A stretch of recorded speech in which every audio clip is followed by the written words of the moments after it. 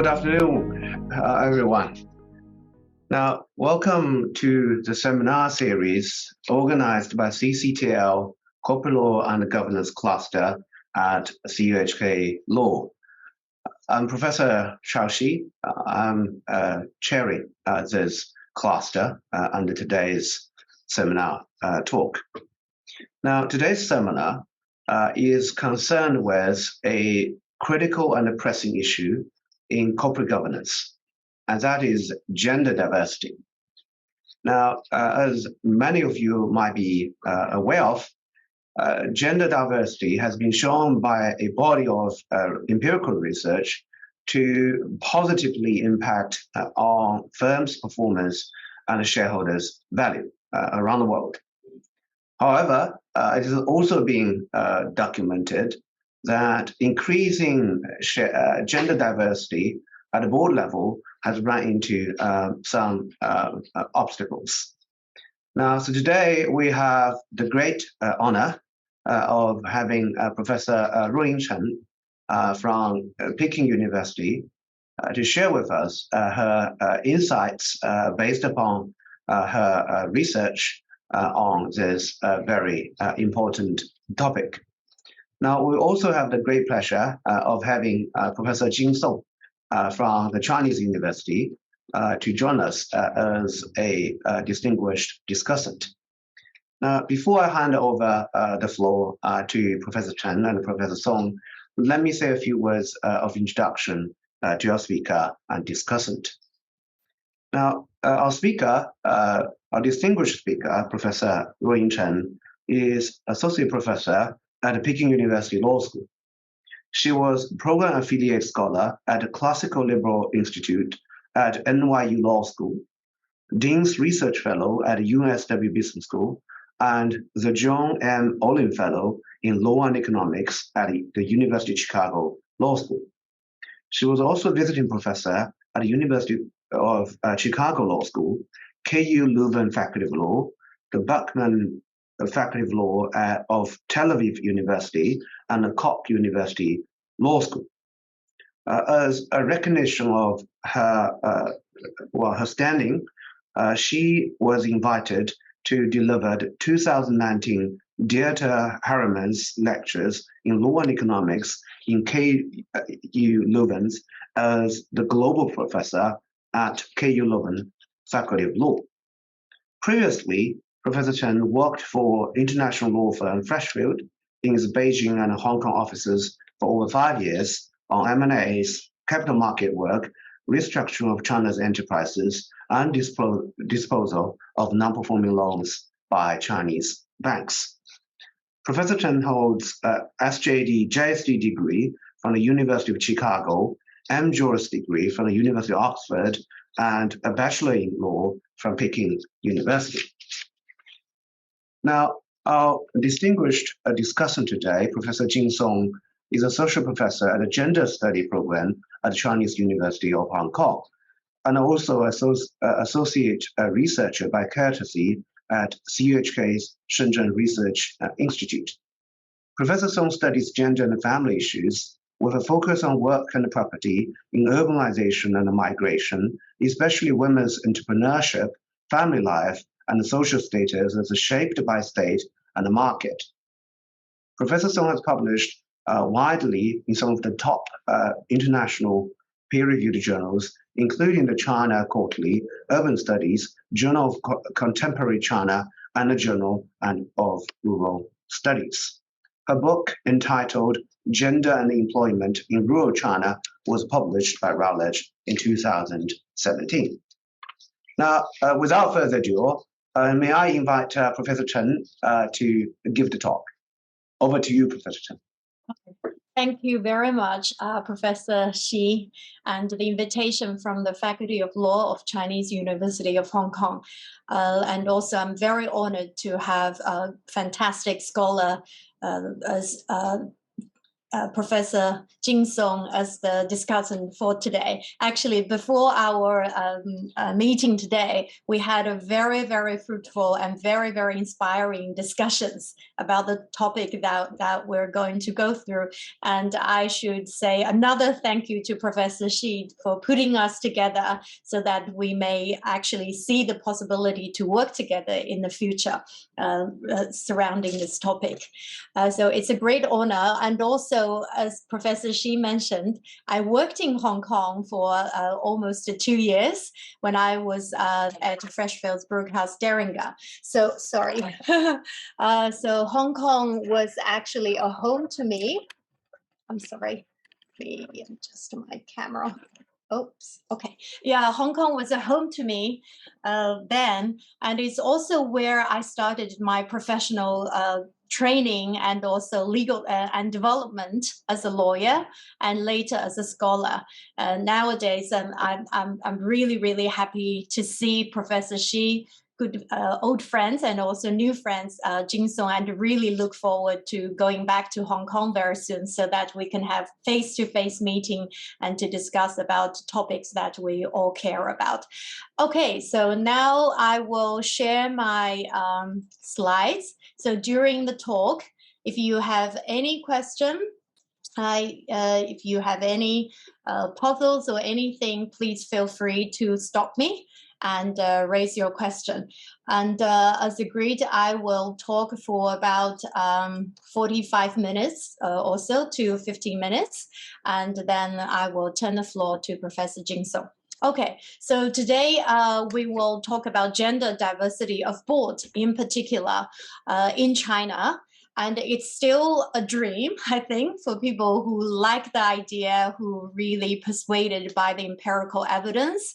But I think before we will be able to land our dreams successfully, we probably need to pay attention to the proper regulatory design in realizing the dreams for women, for professional women, and for shareholders who have the view and who also want to benefit themselves, and for people who care about the healthy development of the market in general.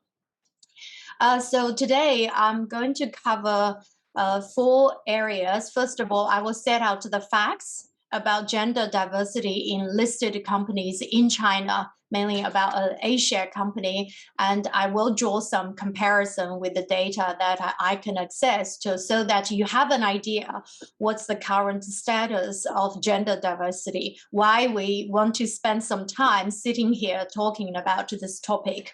And then I will introduce some empirical evidence in academic world, as well as legal and regulatory mandates that have already become real in the US. The reason I pick up US are two-folded. One is that it's a jurisdiction where I can easily access information. English is the only foreign language I can use, so that's where I draw the information.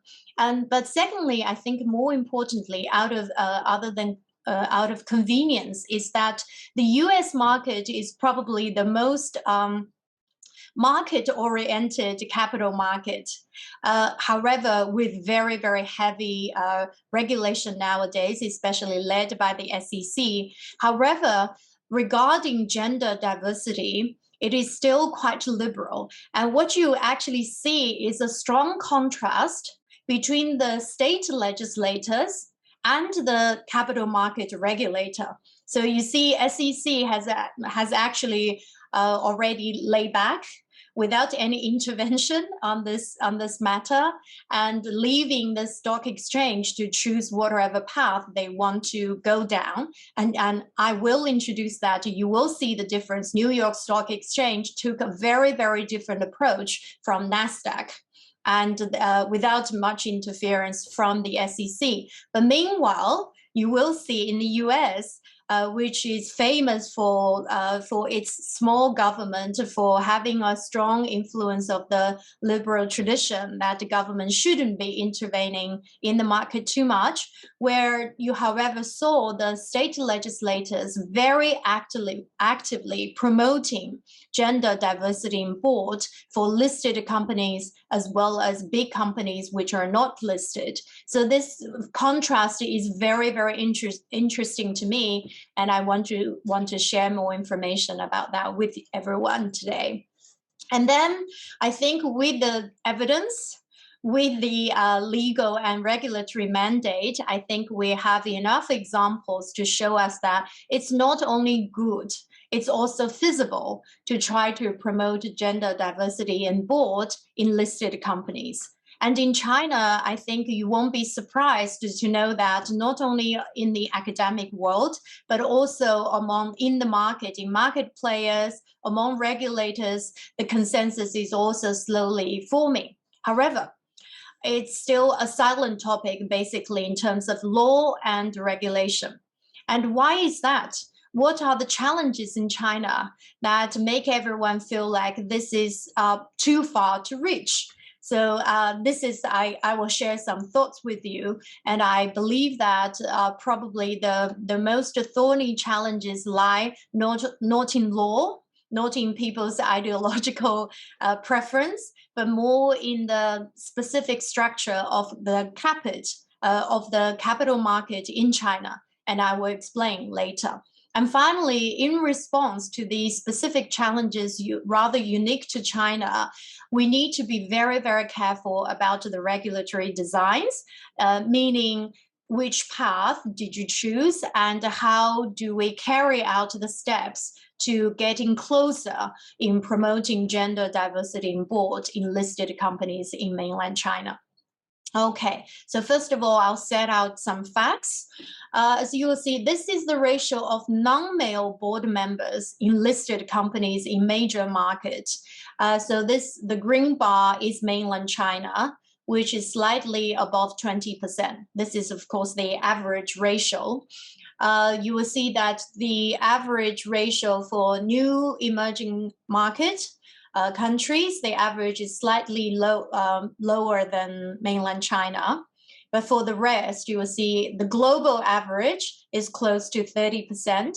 US is above 30%. Australia is close to 40%. And if you go up to continental Europe, especially up to the north, France, Norway, and some other countries, you will see the ratio is much, much higher, close to 50%. Close to 40%. So you will see that there is already a trend in the capital market that you have more and more non-male board members in the listed companies. So, and along this line, mainland China is quite far behind. And here's another ratio. It's the ratio of companies with 0 non-male members in the board, meaning that the board of directors of these companies are all males, very, very clean. And along that line, unfortunately, Hong Kong is even higher than mainland China. Hong Kong is above 30%, China around 30%.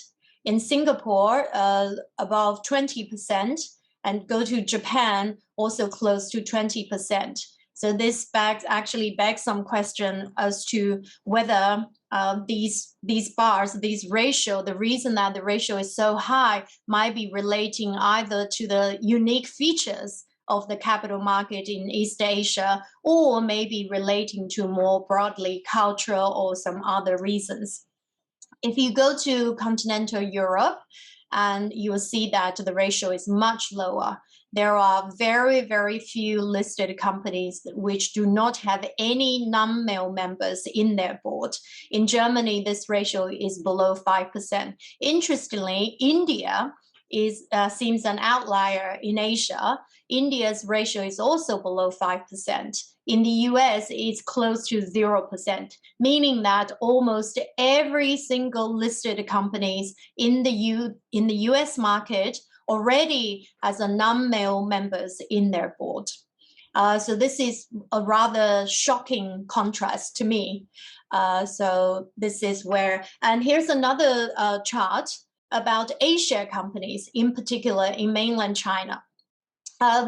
These are the top 10 A-share companies by market cap by the date that I produced it. It's as to June 2021. You will see that 9 out of the 10 companies are SOEs. Right? They're supposed to be the pioneers in the society, not only in terms of market cap, but also in operation, in organization, and potentially for social justice as well. However, unfortunately, for some of them, 3 out of the 10, they don't have any non-male members in the board, meaning that all the board members are male. China State Construction, China Railway, and CUHK Motor, Shangqi Jituan. So for all the others, they either have 1, 2, or 3. But if you look at the size of their board of directors, the number seems rather small. I should have produced another chart, maybe of a different market to show the contrast. But I think this chart already shows how urgent it is for us to really address the issue of board diversity for our listed companies. And these strong contrast, this reality is important, because maybe people who are against this idea may say that, why should we care? Why should we care about what's happening in other markets? There are many differences across different markets. Why do we share? I think we care because gender diversity does have huge impact on a number of entities and for our societies as a whole. First of all, directly, they are important for female executives, regardless of whether they are already in the position or they're potentially stepping up to the positions. Because you can well imagine, I think there are enough literature showing that if you already have a female executive high up in the hierarchy of the companies, you do see other women may feel that they have something to pursue in the future for themselves. They will see a role model. They will see the value and the possibility for them to work harder to try to pursue the same. But now these role models might be missing from many listed companies. Secondly, not only for female executives, but also for the listed companies themselves and the shareholders. I will show more empirical evidence to support this, especially the positive impact of having more women in the board, having more non-female members in the board may actually help performance of the listed companies and economic interest of the shareholders. And sometimes we can even see that not only economic interest, but other preferences of shareholders. If we believe that companies are for the benefits of shareholders, why should we just ignore this potential positive impact and not do anything? So this is the second group of entities that are being impacted by gender diversity in the board. Thirdly, these entities are less directly affected. However, we also have very strong evidence showing that when you increase gender diversity in the board of these big corporations, very powerful negotiators in the market, you can actually affect the behavior and the status of their customers, their suppliers, and their investment targets, meaning companies that they invest. Especially, I think nowadays for these big cap listed corporations, they not only run their own business, they make a huge investment, very, very big investment in smaller companies. Sometimes these companies are not listed, therefore they're not exposed to public scrutiny. We don't know what's going on in these companies. They're small, they're privately owned. However, the way they're running, the way that the investors themselves are working, are behaving, are requiring their subsidiaries are doing, are affecting these private companies as well. So there is a wide range of entities which are affected by gender diversity of listed companies nowadays. Of course, as a society, the society as a whole, we all know that nowadays big corporations, especially represented by listed companies in any society nowadays, is not only a very powerful economic entity. They're also powerful social entity and also political entity. Again, the way they behave, the way they treat their own people, the signals they're sending to the market, the value that they're showing to their customers, their suppliers, their investment targets are affecting many aspects of our day-to-day life. So as a society, we are affected by the listed company to a large extent and more so. So I guess that's why we need to sit down, pause on the facts that I just showed to you about these gender diversity issue in mainland China. Okay, and next I'll show you some empirical evidence and also legal mandates as some example to show both the legitimacy and the feasibility of increasing board diversities in listed companies in mainland China. Okay, so we have seen numerous studies. If you just use Google Scholar or use other research database and putting board diversity, gender diversity, and you will see a lot of empirical evidence. And these evidence can be probably categorized as follows. Some demonstrated that, of course, once you have non-male members in the board, we see positive change in corporate governance. You do see, and corporate governance is a very, very important aspect of our securities law, securities regulation. That's all we care very, very much in the capital market. And secondly is performance and market value. A lot of finance scholars did in empirical study as well, both in the A-share market as well as outside of mainland China. And we do see direct link between the performance of these listed companies and the market value. And how, but in terms of the mechanism that board diversity improves the performance and market value of listed companies, normally through two mechanisms. One is what we call institutional innovation. When you have more gender diversity in the board in terms of strategy, in terms of long-term plan for the companies, in terms of the direction where the company is going, we saw a lot more and effective institutional innovation inside of these corporations. And that proves a very, very effective mechanism through which company improve its performance and therefore raising their market value. Another mechanism, which is also very keen, but very, very traditional mechanism to improve performance of listed companies is through risk management.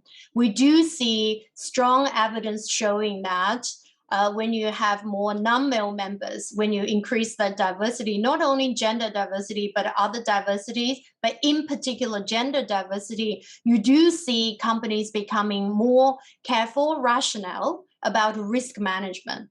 There's something that we should pay attention is that there is a strong stigma or stereotype in both the market and the academic world that women tend to be more cautious. Therefore, you see companies are less willing to take risk. That seems not true, or at least not supported by empirical evidence. We do see more effective risk management, not less risk-taking for companies. And when you improve the effectiveness of the risk management, you do see improvement on performance and market value.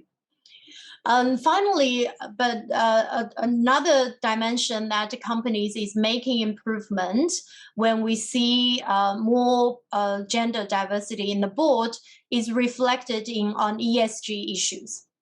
Well, you can well imagine, right? When we see these individuals as representatives of certain segment of the population, of certain preferences for social issues, for environment, when they are letting their voice being heard by other members of the board, by the management of the company, of course, these issues might be taken more seriously and actions might be taken more effectively along these issues. So we saw enough evidence showing that it is legitimate to try to increase the board diversity, gender diversity in the board to actually help company perform instead of acting like a cost on the company.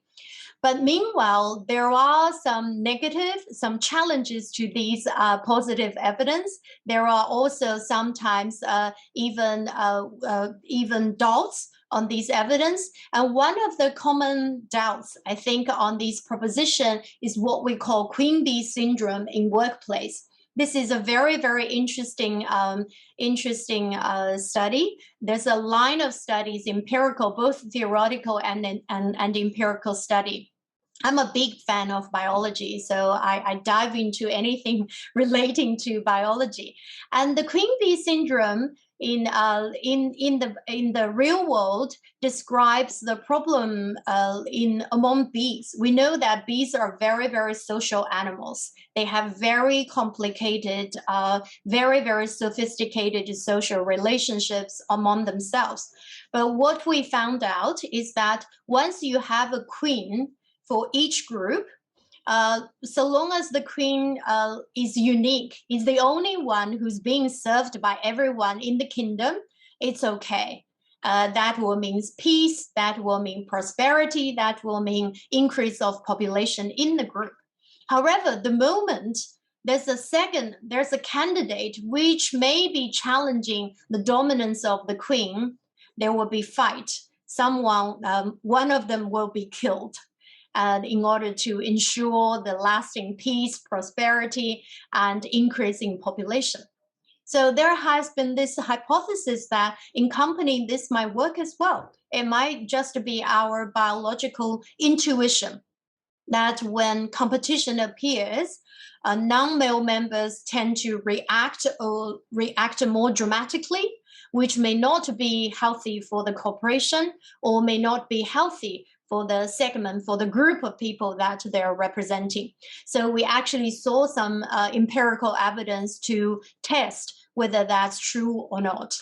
Turns out that when you have, they have different tests. So they try to test when the non-male members are chairman of the board, the CEOs of the board, how do they affect other members in the board and other senior executives, especially people of the same gender to them.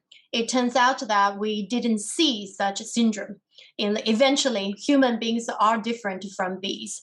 So this is just one example addressing these concerns. And I think our audience, if you're interested, we can I can introduce more empirical research to show you that how people try to challenge, but most of the time this challenge didn't work. And because of these strong empirical evidence that has been accumulated over a long period of time across different markets, we've seen regulatory move as well as legal move. Regulatory move made by the stock exchange, made by the securities regulators, and also move by legislators towards mandating board diversity for listed companies and also big companies which is not listed. Again, as I explained at the beginning of this talk, I chose the US as an example because this is actually quite a surprise to me that the legislators are so proactive in this particular area.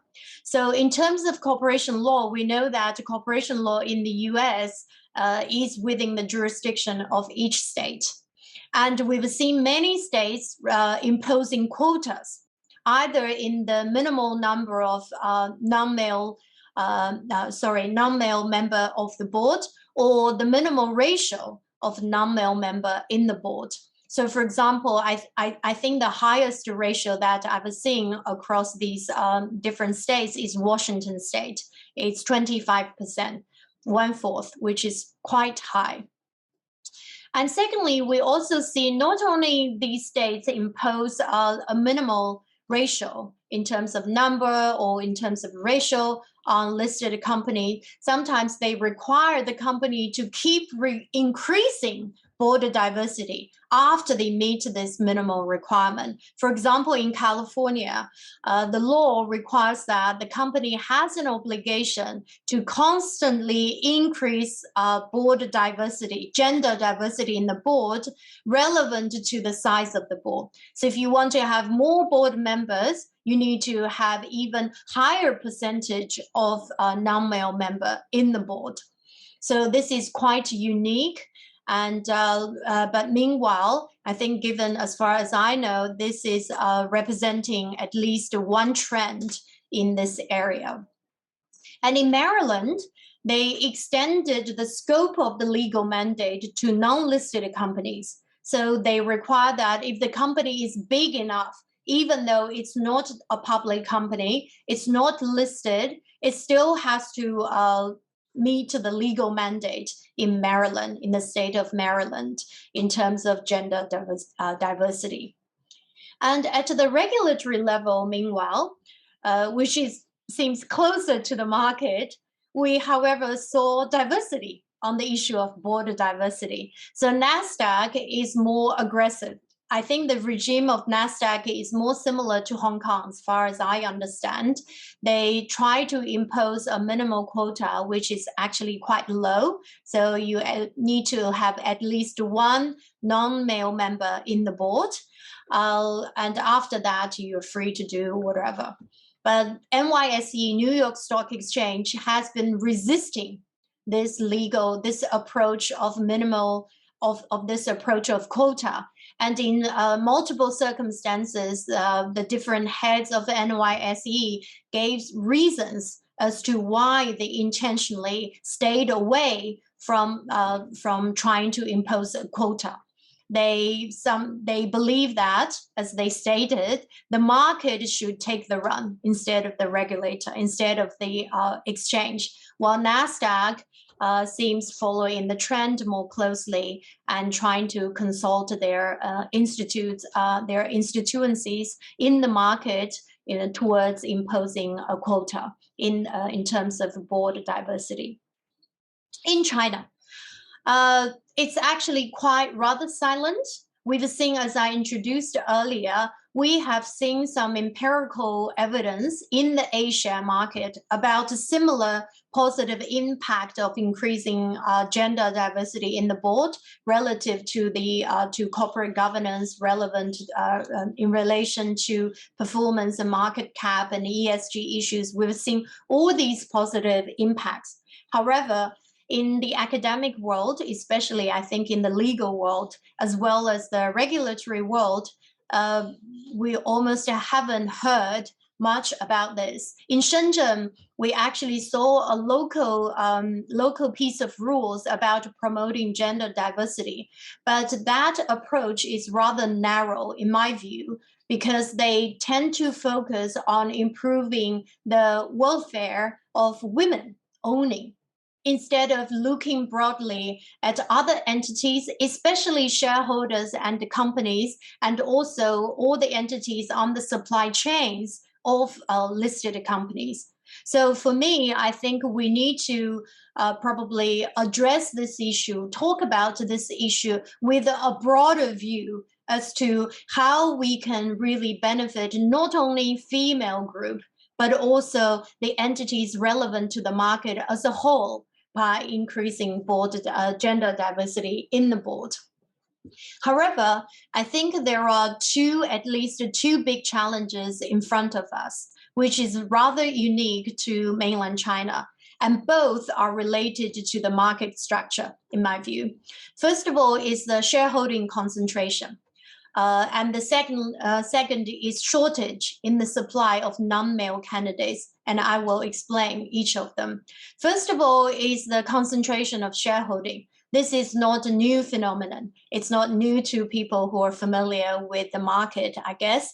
The first bar, as you will see, the light green represents the average shareholding of the top one shareholder among in all A-share company. You will see that it's close to 35%, very, very high. So on average, the single largest shareholder of listed companies in the A-share market holds at least holds close to 35% shares in the company, which will block many, many initiatives that is raised by the minority shareholders, right?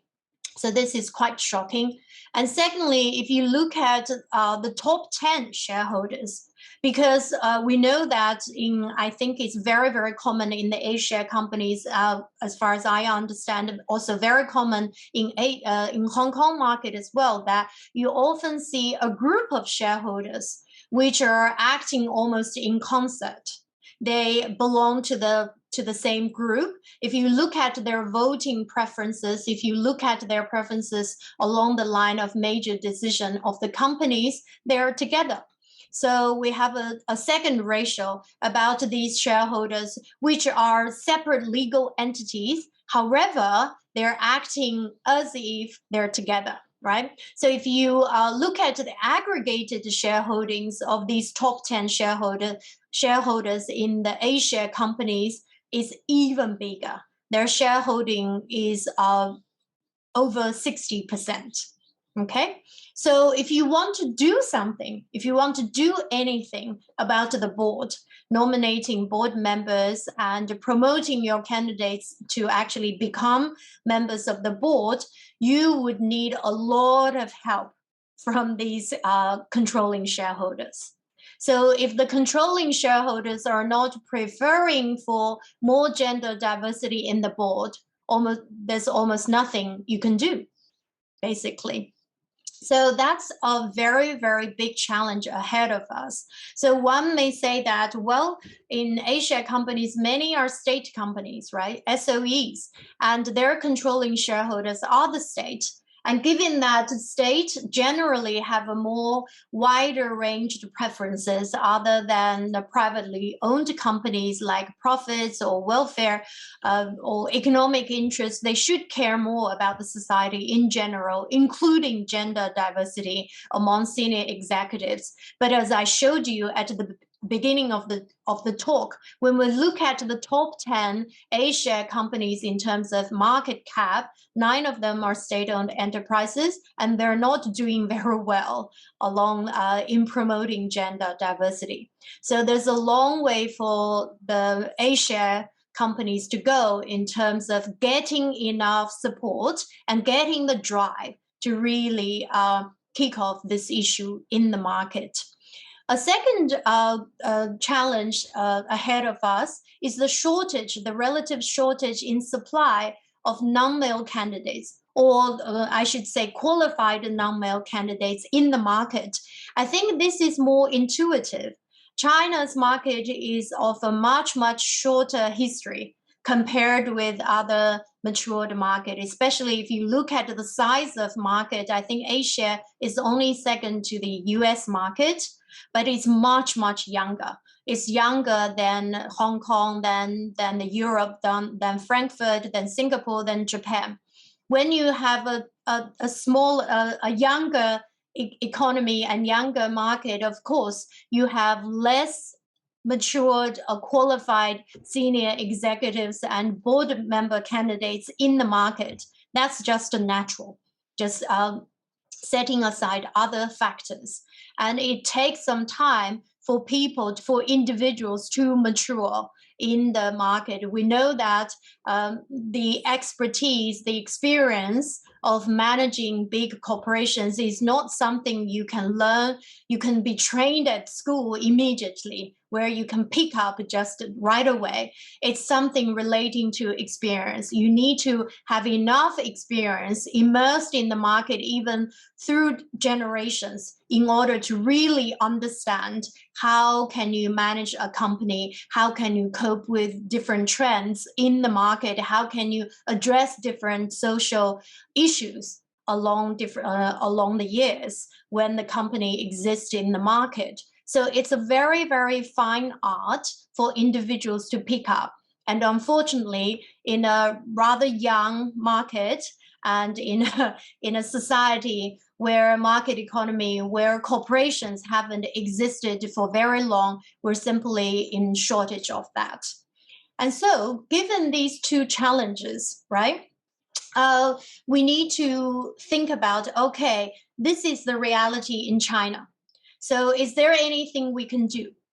But before addressing that question, we need to step back a little bit and look at what's the driving force for gender diversity in overseas market. Who are the big players who are really giving drive in the market to go towards that, who are lobbying in the legislators to pass law, who are really giving pressure to companies and the stock exchange and the regulators to do something, right? And with answer to this question, maybe then we can think about, okay, what can we do here in China? Do we have candidates who are similar to these big players?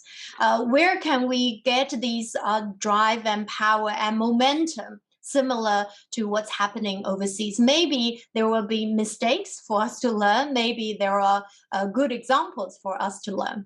So, for example, again, back to the US, we see that institutional investors and especially the millennium played a huge role.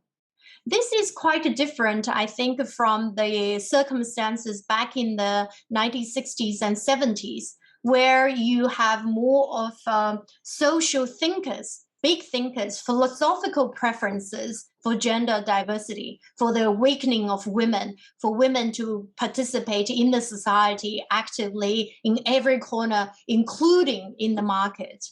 I think the recent trend about gender diversity for listed company, they come actually from the investors who are supposed to be the king of big corporations, right? Corporations are formed to serve the purpose, to increase value for investors. And here they are. If this is what investors want, the companies should follow. The management should listen to investors. And this is exactly what's happened in the US. You have these super index funds which are taking strong stance on these issues. However, they're not the one who often take initiatives. They're quite passive, but when they're asked to support these initiatives, many times they said yes. And their yes is a powerful voice in the market. But who are exactly taking these initiatives, doing all the hard work of forming litigation, of publishing news press, of raising the attention of individual managers in these big corporations? It's hedge funds. It's the activist shareholders. Some of them are hedge funds. Some of them are non-for-profit organizations which hold shares in companies to pursue their non-economic interest. Again, these are missing, right? So whether we should wait, now we know that these are the force, right? So one choice is to wait for the market to change, to wait for the controlling shareholders in China, in mainland China, to change their mind. So maybe one day we will have that coming. If they've changed their mind, they want more gender diversity, we will have more gender diversity. But another route is to impose legal and regulatory mandate. So if we say that we can't wait, right? It's too urgent, or there's no sign that they're changing their mind, maybe we should consider imposing mandates. However, I think before doing that, we need to be cautious, right? Because of these two because of the special market structure. So when you have a big shortage in supply, in front of this big shortage in supply, you impose legal mandates, what's going to happen? You are probably going to have a lot of what I call affirmative compliance. So they may pick up some female candidates, which are still strong, but probably not as strong as other other male candidates, right, on merit. I think as far as I understand, this is a fruit from that I've stolen from Professor Song's research, is that in Hong Kong, this is exactly probably preventing more actions being taken is the meritocracy in management, right? Both in Hong Kong and in mainland China, when we pick up the managements, very similar in the way that we pick up officials, we look at their merits, right? We look at how good they are in managing the companies, how well they can really participate in making decisions on the board jurisdiction. And if you focusing on that, you worry that, okay, if we know that we don't have lots of qualified candidates, we still go ahead requiring companies meeting the quotas, we may end up having a lots of mediocrity. And that is against our belief in meritocracy. And that's why we will not see a strong drive to promote these policy. So I think we need to be very, very cautious that, and we need to be careful in the regulatory design to prevent any backlash based upon that strong belief in our market and a very, very well-established practice in our market in picking up managements, right? So, and the reason I think I won't spend much time is that we worry about the reputation of female candidates, right? We also worry about the fairness in the market. And in the long run, if you insist doing that, you may actually hurt the reputation of all the candidates in the whole market. Therefore, we need to do something. We need to be very, very careful. So where can we start, right? Let's look at the rule and the current practice in picking up board members. So the rule, the company law in China, which is under a major amendments, I think since 2005, we haven't had major amendments to the company law. The company law currently is silent on nomination of board members by shareholders. I'm not sure whether our audience is shocked by this finding, but it is true. We don't have anything about how you nominate board members for company, but we do have rules on independent directors of listed company, but it is of rules issued at a very, very lower level. So it's not a law. It's only executive rules saying that any shareholder with at least 1% of more of the issued shares of the company, listed company, is entitled to nominate candidate for independent directors. But as I mentioned, to meet 1% is extremely hard in China because the shares are highly concentrated in the hands of controlling shareholders. And meanwhile, in terms of nomination of market practice, exactly because the law is rather weak or silent on supporting minority shareholders, the board seats were split among the controlling shareholders. So they would trade the seats to satisfy or to meet whatever their preferences and their interest, right? And the work-life balance of senior executives, especially for females, is extremely tough. You probably read lots of literatures or even news articles about the terrible work-life balance in China. 996, right?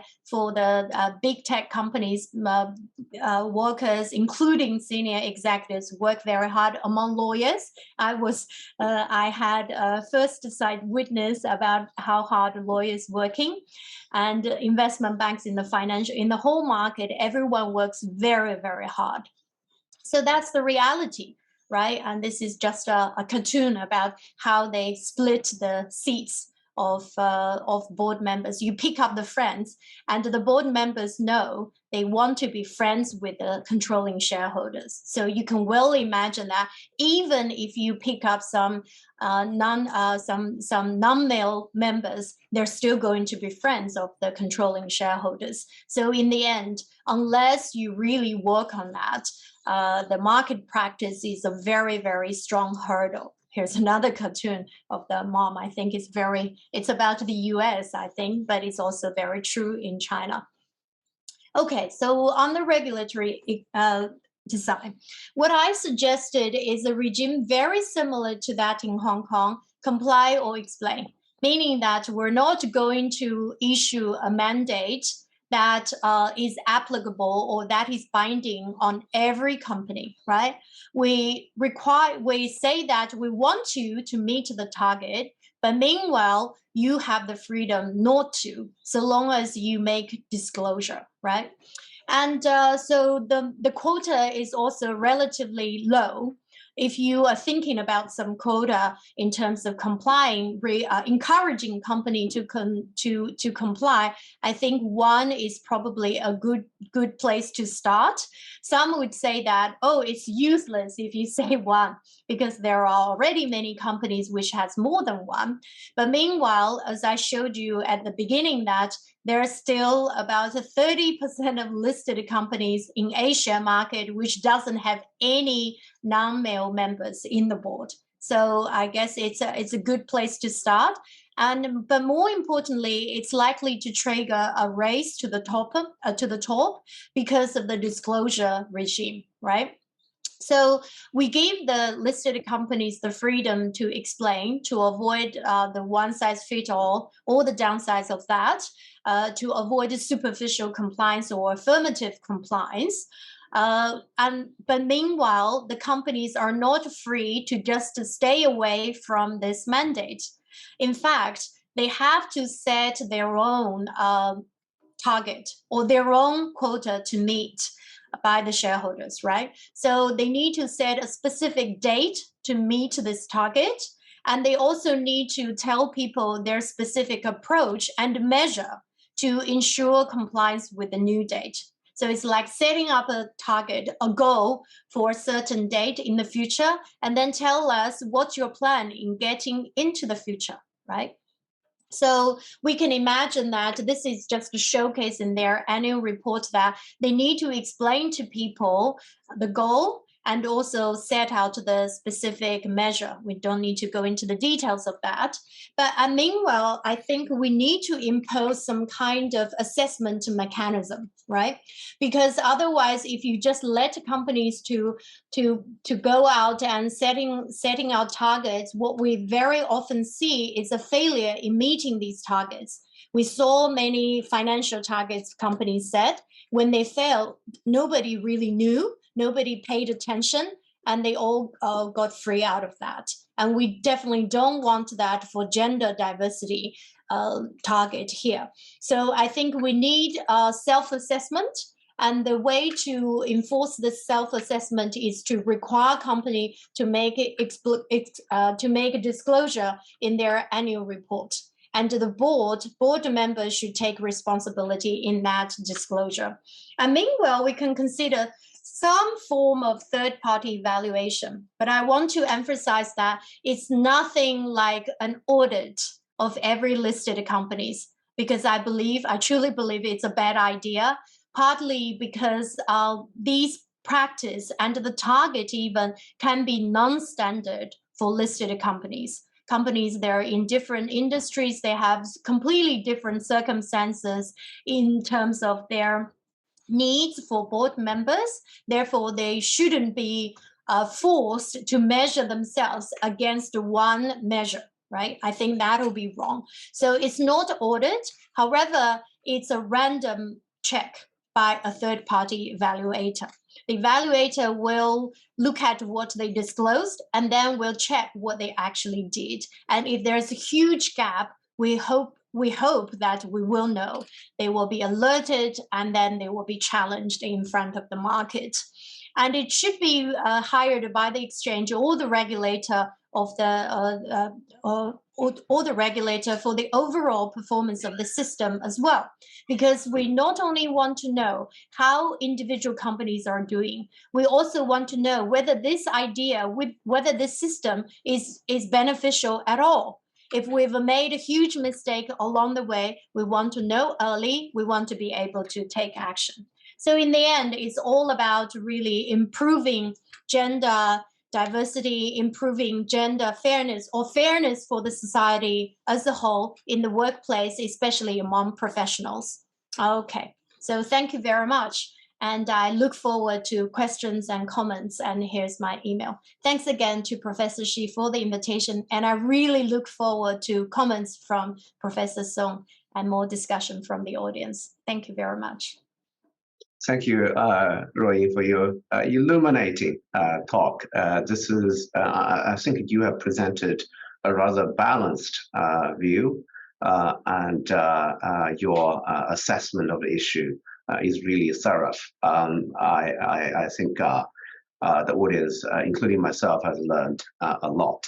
Now, I should now pass on the baton over to Professor Song, our distinguished discussant. Over to you, Professor Song. So, can everyone hear me very well? Professor Xi, Professor Chen. And I want to thank Professor Xi for organizing this very insightful, exciting event, and Professor Chen for sharing her very comprehensive, not only the academic findings, but also a policy agenda for us to look forward. So I shared with Professor Chen about my own research, and she is looking at market, at the companies, at the economic sectors. And I have a research on political leadership, how public views women's participation in political leadership. And even though we are looking at different public spheres, I think we share something in common. We all care about inclusion. We all care about justice. We all care about, even though there's a lot of social stratification, but we also want to have a relatively fair environment so that women and other marginalized groups can still play a role.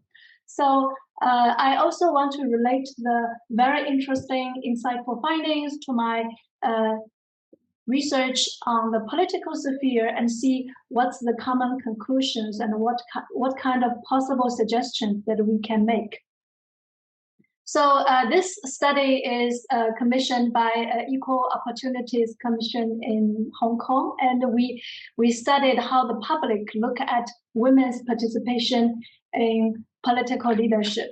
And similar to what Professor Chen shared with us, there are some hesitation attitudes towards quota. So when we asked, what do you think? So everything else is quite agreed on, like we all agree that women face structural constraints, gender discrimination in public spheres. But what can we do to increase women's political leadership, or what can we do to increase a relatively fair or more inclusive way of participation? Then many people would say, oh, we should make more female role model available. We should make more female mentors available. Or we should provide a training for potential female leaders. We should implement family-friendly policies. This is the highest ranking suggestion, family-friendly policy. Everybody agree. And then encourage women to lean in and also to improve gender awareness. These are all the commonly acknowledged solutions to our society. But when we ask people about whether do you agree that we should require nomination list or candidacy list to have a certain number of women, then only 30 to 40% of people would say yes. And then if we ask people, do you agree that we should reserve a certain number of seats for women, then fewer would say yes. So this is the difference between mandatory quota and voluntary quota. So if you say the quota is voluntary, then some people would say yes. But if it's mandatory quota, then fewer people would say yes. So compared with all the other family-friendly measures, quota systems, why why quota system is so controversial.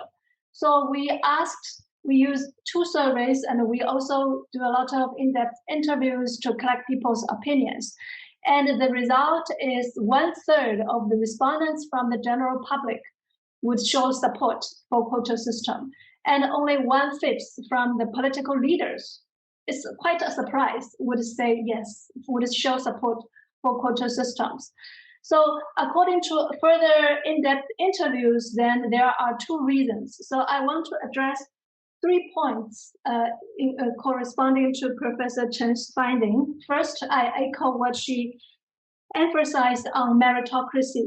So meritocracy is the principle that a lot of Hong Kong people, and I believe a lot of mainland scholars would found that meritocracy, that people should be elected based on their merits, not based on their gender. So this is the basic belief that you can find quite commonly. And related to that, I have 2 other explanations to share, and also to further our discussion, why people would emphasize meritocracy and think it is in conflict with quota system. Maybe it can coexist with quota system. Why they think it's contradictory to each other. So some interviewees said, because gender will hurt the merit-based level playing field, because it is not very legitimate, because you use an extra criteria, extra standard gender to decide the proportion of the seats to be assigned to a certain gender. And some other people said it is because gender quota is not the best solution. If something is already very unequal, then you introduce quota, it will not change the workplace culture at all. So this is another point of view. So these findings are from our report. So you are very welcome to look at our report from the EOC website. It's all publicly available, and I can happily sharing a link to that report. So these 2 reasons, one of them is related to what Professor Chen said about affirmative action and the backlash.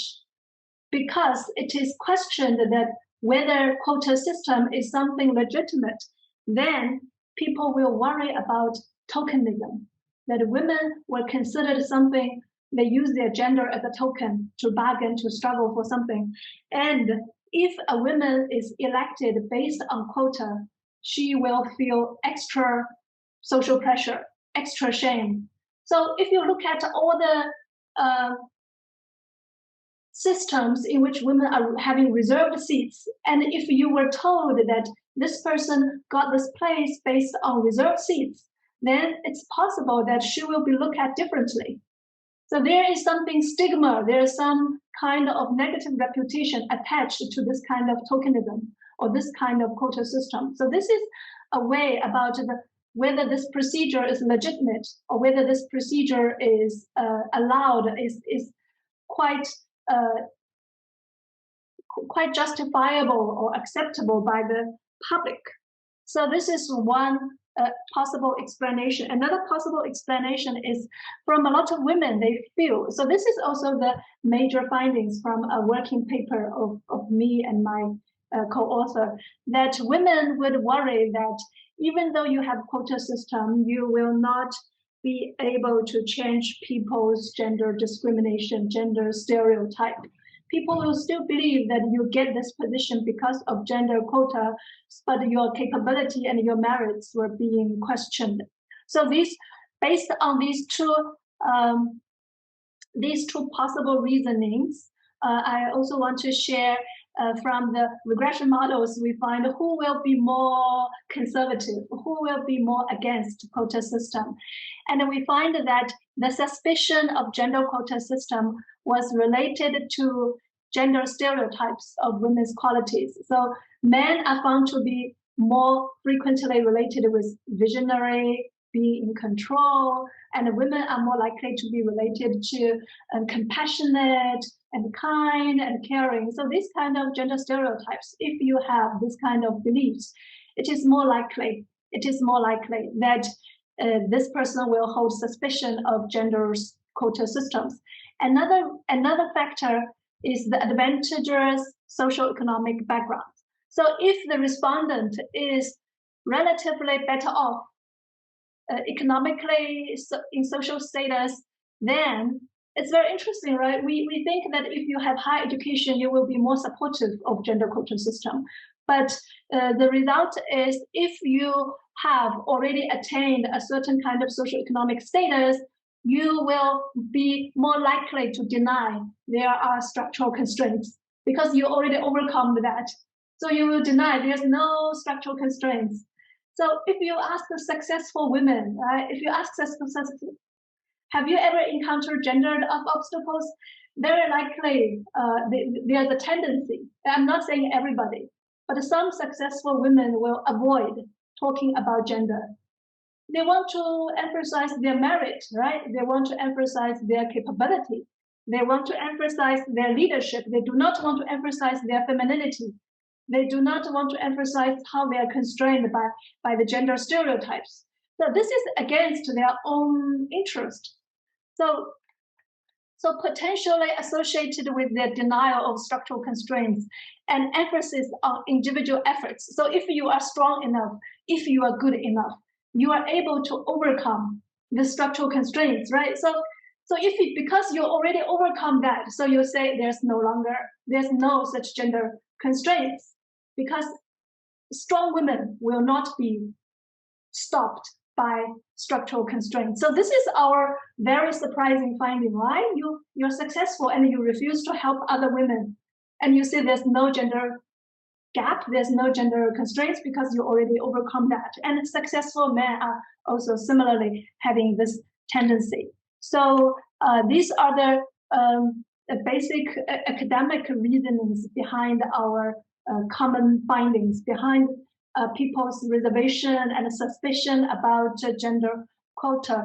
And at the end of my discussion, I want to share with you because I mentioned to Professor Chen that in Hong Kong we have very limited policy attention to gender diversity in political sphere, and we are also below the world average of in terms of government, the councils, and then the bureaus and the units.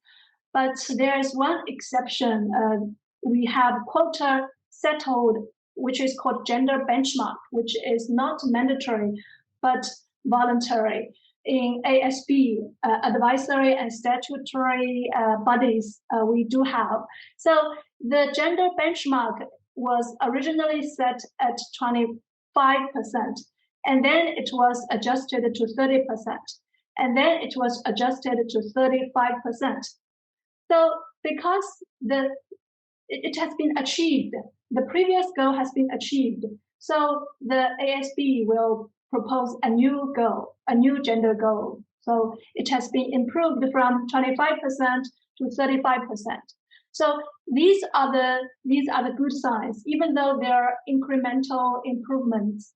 But if they can be monitored and facilitated by the adjustment of voluntary gender targets, we have seen some good examples that it can be implemented in some leading organizations, for example, in the government or the state-owned enterprises, as you mentioned. So they should play a signaling effect, as you pointed out. So about the political sphere, we share some key findings in which can speak to your suggestions in the talk by Professor Chen. And again, similarly, in academia, we also observe there's no, me and Professor Sarah Zhong, we have a topic, we have a project on whether gender is, to what extent there's gender segregation in academia. And we also examined how women academia, women scholars are climbing up the career ladders differently according to their CV. So I think this is another kind of research that we can use to look into the proportion of women and the proportion of marginalized groups, to what extent they can make a breakthrough to overcome the gender barriers, and to what extent there are still some structural or ideological constraints against the establishment or the cultivation of a level playing field. Okay, so I will stop my discussion here, and I will give the time back to Professor Xi and Professor Chen. Thank you, Professor Song. Thank you, Jing. Thank you for a very thought-provoking discussion, very sharp indeed. I think you have highlighted a very important perspective that in many occasions lawyers, including myself, may not have paid adequate attention in norm and system design. That is much appreciated. And I really appreciate you mentioning of your recent report on gender diversity, perhaps in Hong Kong, in the context of Hong Kong. I really look forward to reading it. Now, we do have a couple minutes to go, and we have got some questions from the audience. Let me just first of all throw this question at our speaker and discuss it, which I will read out from the screen. Thank you for a great talk. The need for action is obvious. So here's a question for both speakers. Are there differences regarding diversity? For example, all these different aspects, awareness, action needs, action mode, so on and so forth, in the two different settings that you're addressing. One, board membership, second, political leadership. So I think this is really a question directing to both the speaker and our discussant.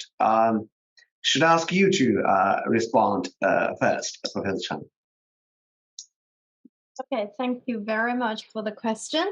I think it's a very tough question, but meanwhile, very interesting one, because we very often, I think for people who do corporate law, we constantly compare listed corporations to government, right, to public decision-making mechanism. When you design the voting mechanism, when we design the decision-making procedures for public corporations, we very often make analogy to how the people elect their candidates, and how the government, political candidates make decisions on these public issues. So there's a lot of analogy between these two types of decision-making process. I guess a huge difference between these two types of setting is the different level of sophistication in the dimension that we apply to measure the decision-making quality of each individual candidates, and also the complexity in the measure that we apply to measure the performance of different entity. For big corporations, we often use traditional measure of financial performance, right? We look at the market cap. We look at, nowadays, it's more nuanced. So we include ESG, sometimes these factors in measuring the performance of companies. But for political entity, for country, for the performance of each individual candidate, we use a much more sophisticated, much more complicated system, which is also very, I'd say, very different across different societies. So we don't have the relatively unified set of measures to measure the performance of candidates, individual candidates, as well as corporations, on the other hand. So I think this difference plays into the issue of improving gender diversity in a way that, to me, I think probably it's going to be easier to avoid strategic move, to avoid this link between meritocracy and gender diversity in the setting of corporations. Because if you promote a candidate which purely on the basis of gender, the company will be, the candidate as well as the company will be exposed very soon.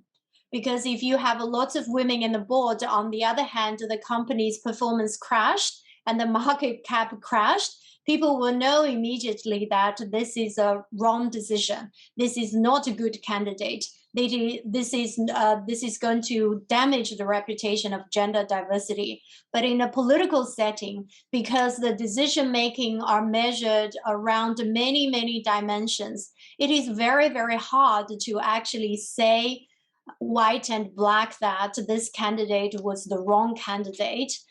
This is totally wrong. It's much harder to draw that conclusion. So I think overall, I think it's probably more straightforward to promote gender diversity in the corporate world because it's easier, it's more transparent to measure, to see whether the candidate is good enough, right, along other factors of measurement. But it's much harder for political candidates, in my view. Thank you. Do you mind I share a screen of political leader quality? By all means, Chi.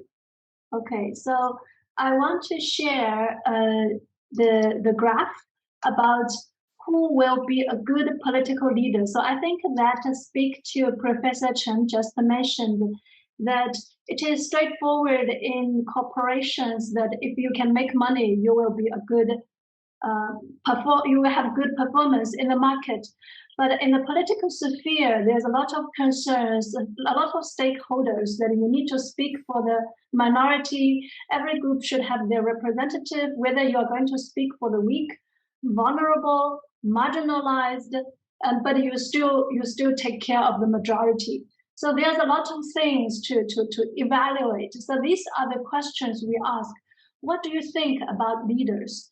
And if it's a woman, do you think this quality is more true for women or more true for men? And you can see there's a very clear gender pattern that for competent, there's no big gender difference, but men, a lot of more respondents would say men are more visionary.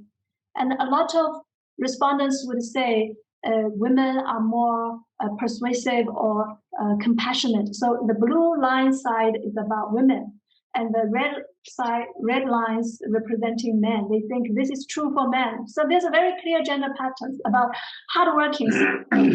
People think women are very hardworking, and people think women are very honest and ethical. But standing up for what they believe in, it depends on whether you're asking the public or the political leaders. And collaborative, yes, women are very collaborative, working out compromises. So these are all the important aspects that they seek from political leaders. And different people seek different things, right? Some people want to find a leader who can work out compromises. And some are looking for leaders who can stand up for what they believe in. So I think there are a lot more to take into consideration from our different stakeholders about the gender stereotype, because these are only people's perceptions, right? They may not be true. They're not true. They're just people's image about what would be good, what would be true for men, and what would be more true for women. And also, they also share very common beliefs about women are facing much more challenges compared with men. So most people said, yes, women face more challenges. Women face more challenges. It's around 30 to 40% of people would say yes, and only 10 or 7.6% of people would say men are facing more challenges in attempting to attain a higher political leadership position. And in the political sphere, there's another. So they need to serve the public interest, right? So it is different from the cooperative environment that you make money, you be responsible for the shareholders, but here you need to be responsible for more people. You need to be responsible for the public.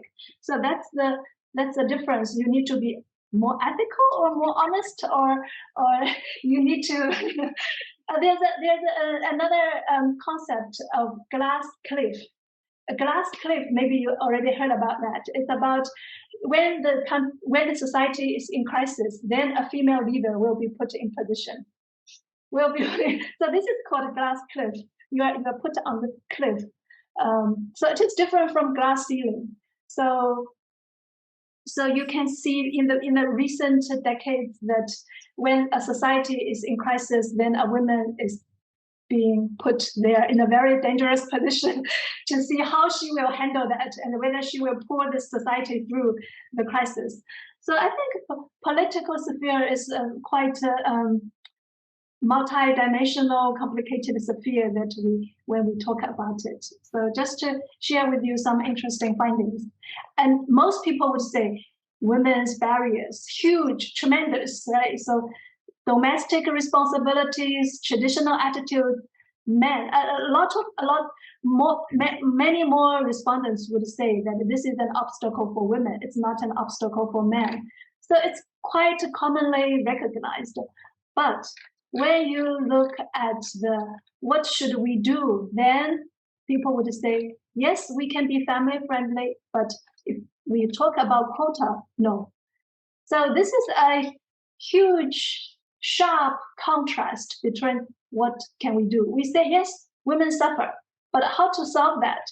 Then we can be family friendly, we can allow women to go home early, but if we want to reserve a seat for women, so they will be more suspicious. So this is something that we can think about. So these are all from our report from EOC website, which is publicly available.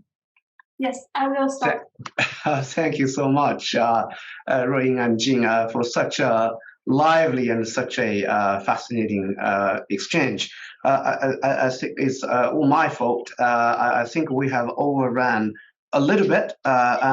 Perhaps we can have just 2 minutes for a very interesting question from the audience. It's from Mr. Joseph Chen, a friend and a strong supporter of the CUHK Law faculty. I think the question relates very much to the observations that Professor Chen just had about this vast body of empirical research pointing to a strong correlation between gender diversity and a better form performance.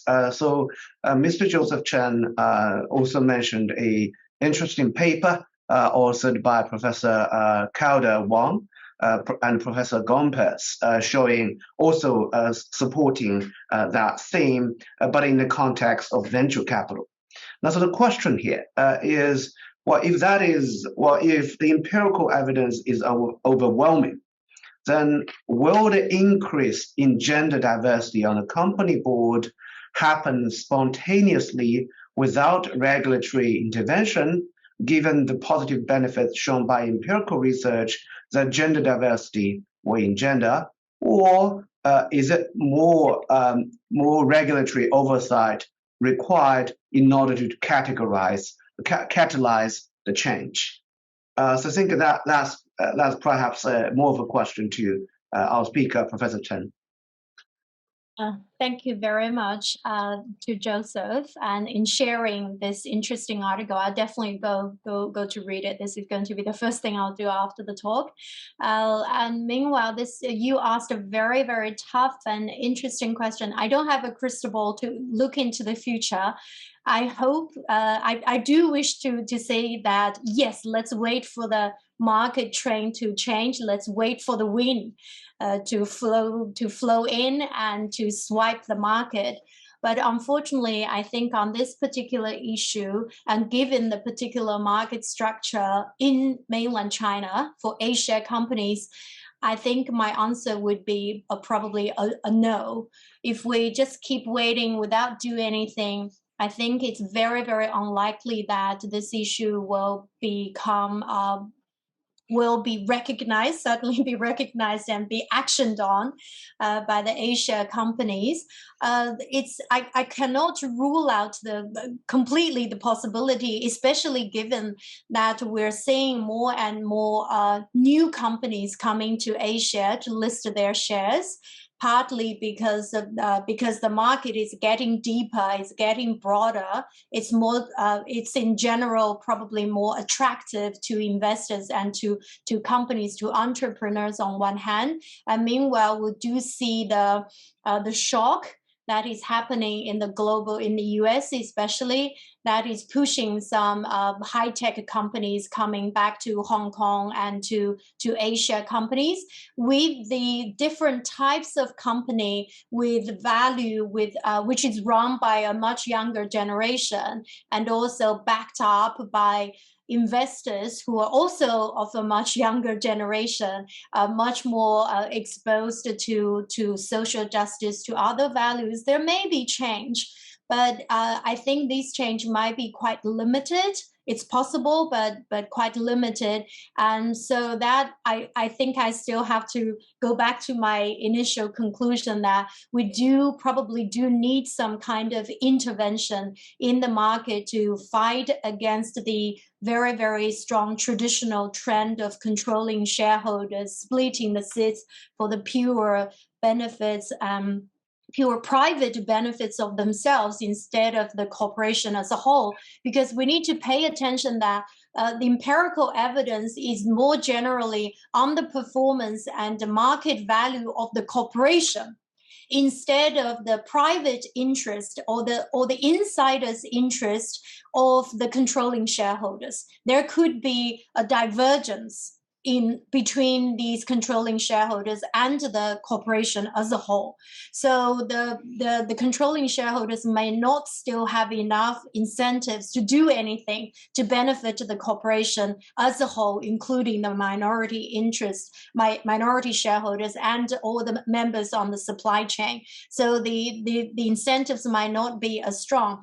And meanwhile, I think in China we can probably learn something from, say, New York Stock Exchange at the same time to address this potential conflicts of meritocracy and gender diversity by really I think by empowering the function of information exchange of the current stock exchange, because we do have a lot of leaders, social leaders, entrepreneurs, and successful investors who are exchanging information through the exchange. So if the exchange can facilitate information about candidates, about mentoring opportunities, about matching the needs of corporation and qualified female candidates and providing therefore providing informal training to the potential candidates in the market, probably we can somehow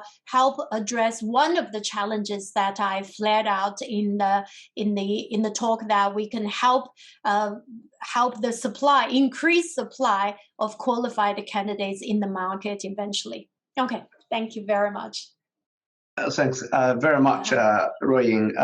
Jing, we do have more questions from the audience, but we're pretty much here, and I hope to see you in our future events.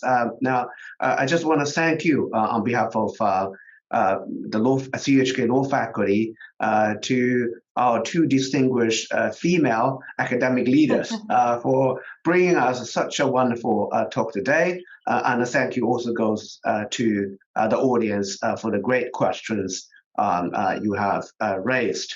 Thank you so much.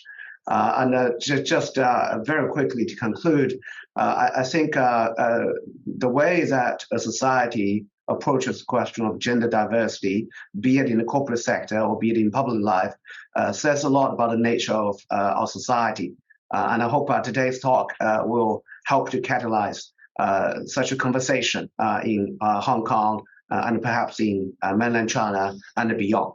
And certainly at CUHK Law faculty, we have done a lot to promote greater diversity in legal education and the legal profession. So, we have organized a female legal leaders series, and you're more than welcome to join our future events. Thank you so much.